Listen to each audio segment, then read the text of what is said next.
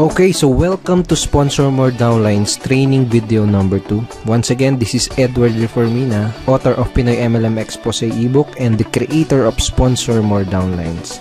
Again, thank you so much for watching our last video, yung ating training video 1. And maraming salamat din sa mga nag-like and sa mga nag-comments, maraming salamat din.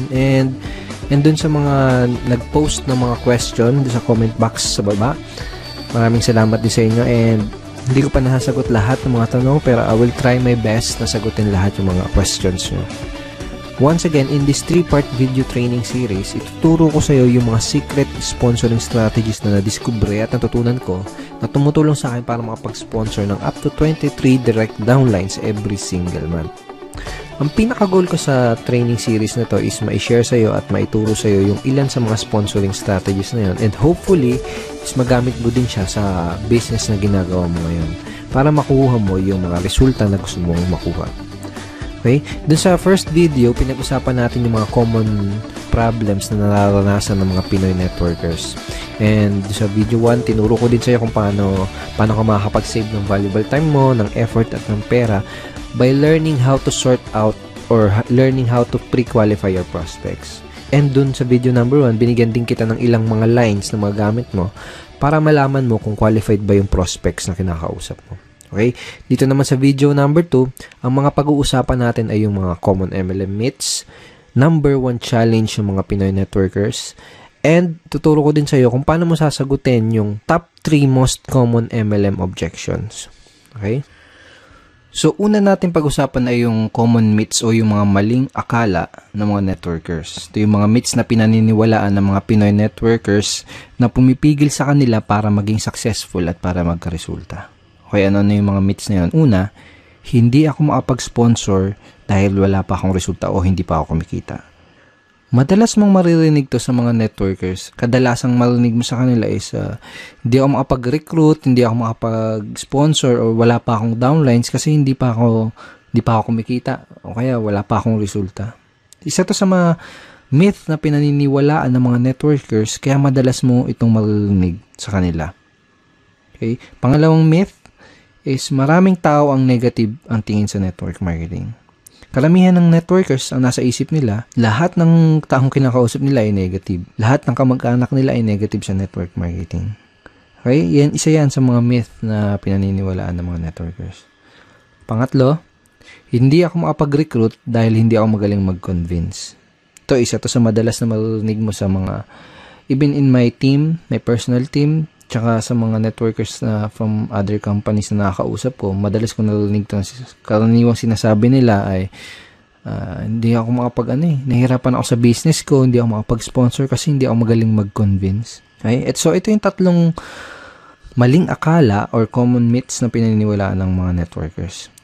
Mamaya babalikan natin itong mga common MLM myths na to, pero ngayon, gusto ko munang ipakita sa iyo yung ginawa ko couple of weeks ago. Basically, nag-survey ako sa 1,000 mahigit na Pinoy network marketers from different MLM company. Doon sa survey na yon, may tanong na, ano yung pinakamadalas na objection na nakuha mo mula sa mga prospect mo?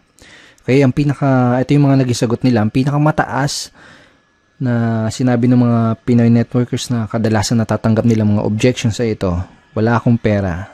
Okay, 21%. And pumangalawa is yung pyramiding ba yan, which is 18%. And pumangatlo, na pinakamadalas na nakukuha nilang objections is ito: magkano na bang kinita mo dyan? O magkano na bang kinikita mo dyan? Parang ganun. Kung titignan mo yung resulta dito sa survey na to, makikita mo na related yung mga objections na natatanggap ng mga Pinoy networkers dito sa mga common MLM myths na pinaniniwalaan ng karamihan networkers. Okay? For example, ito: hindi ako makapag-sponsor dahil wala pa akong resulta. Kaya iniisip ng mga networkers na totoo to dahil kadalasan na tinatanong sa kanila ng mga prospects ay yung objection na, magkano na bang kinita mo dyan? Pwedeng ganito yung nangyari. May prospect kang kinakausap, in-explain mo sa kanya yung opportunity, o kaya dinala mo siya sa opisina niyo para panoorin yung BOM. Ngayon, after niyang ma-explainan, nagtanong siya sa'yo, nagbigay siya ng objection na, magkano na bang kinikita mo dyan? Ngayon, kung bago ka pa lang, normal lang na syempre, maliit pa lang or wala ka pang kinikita. At posible din na hindi mo pa alam kung paano sagutin ng tama ang ganitong klase ng objection. Ngayon, kung hindi siya sumali, ang magiging thinking mo ngayon, ang papasok ngayon sa isip mo, ay hindi siya sumali kasi hindi pa ako kumikita. Ay hindi siya sumali kasi maliit pa lang yung kinikita ko. Ay hindi siya sumali kasi wala pa akong resulta. Okay na gets mo? Yung pangalawa, tingnan natin. Maraming tao ang negative ang tingin sa network marketing. Posible din na may prospect ang kinakausap na explainan mo na siya. And then, nagbigay siya ng objection na pyramiding ba yan? Ngayon, kung hindi mo alam sagutin ng tama tong objection na yan, hindi mo siya mapapasali. Ngayon, ang thinking mo ngayon, ang iniisip mo ngayon, naku, ang daming negative sa network marketing. Lahat ng kinakausap mo negative sa network marketing. Pero ang totoo, hindi mo lang alam sagutin yung objection na yun ng tama. Pangatlo, itong wala akong pera. See, dito sa Common MLM Meets, hindi ako mapag-recruit dahil hindi ako magaling mag-convince. Possible na may prospect ang kausap, sinabi niya na wala akong pera, maganda yung opportunity, pero wala akong pera. Ngayon, dahil wala siyang pera, hindi mo siya napasali. Posibleng pumasok sa isip mo na hindi ko siya napasali kasi hindi ako magaling mag-convince. Ganun. So, related itong mga common MLM objections na to doon sa common MLM myths na pinaniniwalaan ng mga networkers. Ibig sabihin, walang katotohanan itong mga paniniwala na to, itong mga myths na to, kaya nga myth, di ba? Dulot lang to ng mga objections na madalas itanong sa ating mga networkers. Okay? Itong mga myths na to, dulot lang yan ng mga objections na hindi alam sagutin ng tama. Kung isa ka sa mga networkers na dating naniniwala dito sa mga yan, I'm here to tell you na walang katotohanan ng mga yan. Ang kailangan mo lang gawin ay alamin kung paano sasagutin yung mga objections na nagdudulot nitong mga maling paniniwala na to. Number 1 challenge ng mga networkers ay yung mga prospect objections. So, sa mga challenge nila ay yung mga objections na binabato at binibigay sa kanila ng mga prospects na kinakausap nila. Dahil sa mga objection na yun, kadalasan nagkakaroon sila ng maling paniniwala, nagkakaroon sila ng maling beliefs about sa network marketing business nila. Ang solusyon para ma-solve yung challenge na yun is to master handling objections. So, bakit ba natin kailangan ma-master ang pag-handle ng mga objections? Kung gusto mo talagang ma-master ang pag-sponsor o pag-recruit, kailangan mong ma-master ang pag-handle ng lahat ng mga common MLM objections. Period. Napakadaming networkers kasi ang nag-fail dahil hindi nila alam kung paano mag-handle ng mga common objections. At ang masama pa, madaming mga networkers ang walang idea kung paano i-handle ang mga objections ng kanilang prospects. Ganito kasi yan, kahit gaano pa kaganda ang pag-present mo ng business mo, okay, kahit gaano pa kaganda yung pag-present mo ng product mo, lahat ng prospect, kahit interesado na yan, sigurado ay may katanungan at objections pa din yan bago siya magkaroon ng final na decision. Normal lang kasi talaga yon. Pero itong masakit. Kapag hindi mo nasagot ng tama ang mga questions at objections ng mga prospects mo, hindi mo pa din sila mapapasali. Tanungin kita, nangyari na ba sa'yo yung may prospect ang kausap, tapos sigurado ka na sasali siya, okay? Pero hindi naman nag-join pagkatapos mo ma-explainan? Usually, nangyayari yung ganun dahil sa mga objection na hindi nasasagot ng tama. Ito yung mga dahilan kung bakit kailangan mong ma-master ang pagsagot sa lahat ng mga common MLM objections. So, ang goal ko sa video na to is tulungan ka at ituro sa'yo kung paano mo sasagutin itong top 3 common MLM objections. Itong pinag-usapan natin kanina, itong result dun sa sa survey na ginawa ko sa mahigit 1,000 networkers na pinakamadalas na natatanggap nilang objections. Itong wala akong pera, pyramiding ba yan, at magkano bang kinita? Magkano na bang kinikita mo? Or magkano na bang kinita mo? I created a training ebook for my team, and ang title ng ebook na yun is Objection Crusher. Objection Crusher. Paano mo dudurugin yung mga objection na matatanggap mo? Parang ganun yung konsepto. So basically, ipapakita ko sa iyo yung mga tinuro ko dito sa loob ng ebook na to, kung paano sasagutin itong top 3 common MLM objections na to. Okay, ngayon andito tayo ngayon sa loob ng mismong Objection Crusher training ebook. So ito yung mismong loob ng ebook. And ito yung listahan ng mga common MLM objections na itinuro ko kung paano sagutin ng tama dito sa ebook na to. Kasama sa list ng mga common MLM objections ay ito, magkano bang kinikita mo dyan? Pag-isipan ko muna, yayaman ba ako dyan? Pyramiding ba yan? Networking ba yan? Networking ba to? Mahal ng investment, wala akong pera, wala akong time, alam ko na yan, hindi ko linya yan, etc. So, ang unang ituturo ko sa'yo kung paano sagutin ng tama ay yung magkano na bang kinikita mo dyan. Alright? So, bago ko ituro sa'yo kung paano sagutin ito, kailangan mo maintindihan na karamihan ng mga prospect na nagbibigay na ganitong klaseng objections ay hindi naman talaga nila gustong malaman kung magkano yung eksaktong kinikita mo. Okay? Dahil ang tunay na dahilan ng objection na yun, ang talagang gusto nilang malaman, ang deeper reason ng objection na yun ay gusto nilang malaman kung totoo ba yung opportunity na ina-offer mo. Gusto nilang malaman kung may mga kumikita ba talaga dyan sa company mo. O baka naman nag-aksaya ka lang ng pera dyan at hindi mo nabawi yung in-invest mo dahil natatakot sila na mangyari sa kanila yung ganun. Natatakot sila na baka pag nag-invest sila ay hindi bumalik yung in-invest nila. So, yun yung ilan sa mga tunay na gustong malaman ng prospect mo. Gusto nilang malaman kung totoo ba yung opportunity mo. Sa madaling salita, gusto nilang ng pruweba. Okay? Sa madaling salita, gusto nila ng social proof or proof na may kumikita doon sa opportunity mo. So, yun yung talagang gusto nilang malaman. And another thing is maraming paraan para sagutin itong objection na to. Pero itong paraan na ituturo ko sa'yo dito sa ebook na to is yung pinaka-effective based on my personal experience and in my opinion. Ito yung pinaka-effective, hindi lang effective, pinaka-cool at pinaka-relax na paraan para sagutin itong objection na to. Okay, so paano ba sasagutin itong objection na to? So for example, may kausap ka na prospect. Tinanong ka niya, magkano na bang kinita mo dyan? Ang isasagot mo, magkano ba yung gusto mong madinig para maging interesado ka? Okay? O kaya, magkano ba yung gusto mong madinig para maging interesado kang tignan yung opportunity na to? O kaya naman, magkano ba yung gusto mong madinig para ma-impress ka? Okay, sa una, kailangan ng konting lakas ng loob kung gagamitin mo tong lines na to.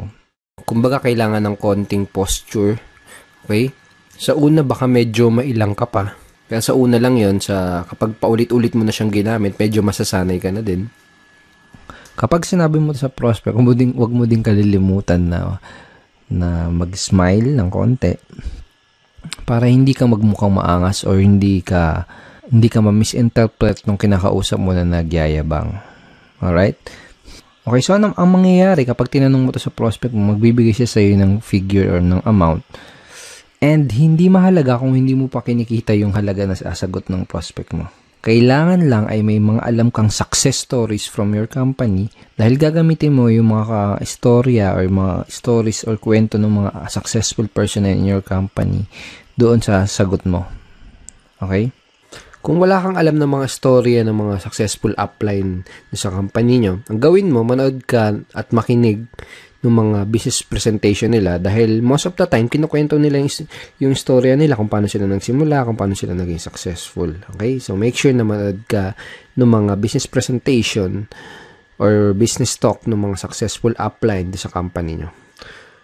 So, parang ganito yung magiging flow ng pag-uusap nyo ng prospect mo pag sinagot mo na yung objection na yun.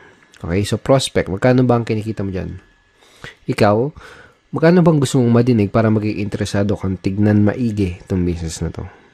So, for example, sinagot niya 30,000 o kaya kung ano man, kung 50,000, 100,000, 1 million, kung ano man yung sagot niya, kung kumikita ka na ng ganun, sabihin mo lang, great, yan ang kinikita ko dito. Gusto mo bang ituro ko sa'yo kung anong ginawa ko? Yun lang. Kung hindi mo pa kinikita yung sinabing figures ng prospect mo, ang sasabihin mo lang is ito. Well, basically, kakasimula ko pa lang sa business na to, kaya hindi ko pa nare-reach yung ganyan level ng income o hindi ko pa naabot yung ganyang income. Pero let me tell you about blank kung sino yung tao na gusto mong ikwento sa kanya na kumikita na ng ganyan dito sa company na to. Gusto mo bang malaman kung ano yung ginawa niya para kitain yung ganong income? Okay? Pagkatapos, kwento mo yung maikling storya ng taong binanggit mo. Okay? So, hindi kailangan na mahaba kahit maiksing storya lang. Then, kapag nakawento mo na sa kanya yung story ng successful member na yon sa inyong company, ang next na sasabihin mo ay ito. Kung willing ka ding aralin yung ginawa niya, posible, okay? Posible din nakitain mo yung income na kinita niya. Willing ka bang matutunan at gawin yung ginawa niya? Pag sinabi ng prospect mo, oo.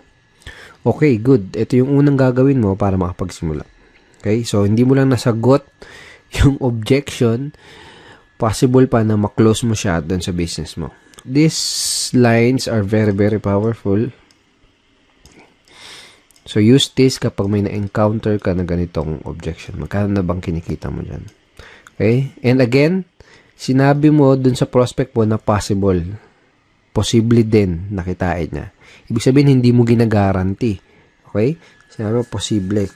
Kung gagawin niya, kung aaralin niya yung ginawa ng upline mo na yun, yung successful na tao na yun sa company nyo, posible din nakitain niya yung income na yun. Sinasabi mo yun kasi it's not good to guarantee yung result na makukuha niya, di ba? Kasi magdedepende pa rin doon sa tao. Magdedepende pa rin yung resulta ng tao na yun doon sa action na gagawin niya. Okay?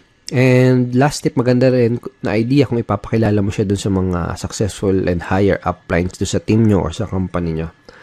Okay? Para mas tumibay yung social proof. Okay? Again, kasi kaya nga tinatanong to ng prospect mo kasi medyo may duda siya kung totoo ba yung opportunity na ginagawa mo. Okay, so ang next na objection na sasagutin natin at pag-aaralan natin ay yung objection na pyramiding ba yan or pyramiding ba to? Okay, so pag may nag-object sa'yo ng objection na to, pag may nagtanong sa'yo, pyramiding ba to? Ang sasagot mo ay ito. Yes, pyramiding to and welcome to Egypt. So yan, hindi, biro lang. So, madami din paraan para sagutin tong objection na to. Pero itong ituturo ko sa iyo, yung isa sa pinakamadali, lalo na kung nagsisimula ka pa lang, and pinaka-enjoyable na paraan kung paano sagutin tong objection na to. So, for example, sabi sa'yo ng prospect mo is, pyramiding ba to? Tinanong niya. Sasagutin mo din siya ng tanong. Okay? Isa sa mga natutunan ko is, one of the best way to answer objections is to answer it with questions. Kumbaga, tanungin mo yung tanong nila. Okay? So, for example, in this objection, tinanong niya, pyramiding ba to? Tatanungin mo, ano ibig mo sabihin? Yung mga illegal? Okay? So, medyo ganun yung tono dapat. Parang patanong. Ano ibig sabihin mo? Yung mga illegal? Pag sinabi ng prospect na, ano yun? Yung tipong nangangako na mag-i-invest ka lang tapos dodoble yung pera mo kahit wala kang gawin? Sabihin ng prospect mo, Then, sabihin mo, yung mag-i-invest ka lang ng pera tapos wala kang makukuha ng produkto. Basta sabi nila, kikita lang yung pera mo. Sabihin ng prospect mo, Then, itatanong mo sa kanya, ganun ba yung hinahanap mo? Ganun ba ang hinahanap mo? Natural, isasagot ng prospect is hindi. Okay? Pag sinabi niyang hindi, ito yung sasabihin mo, okay, that's good dahil kabaligtaran ito nun.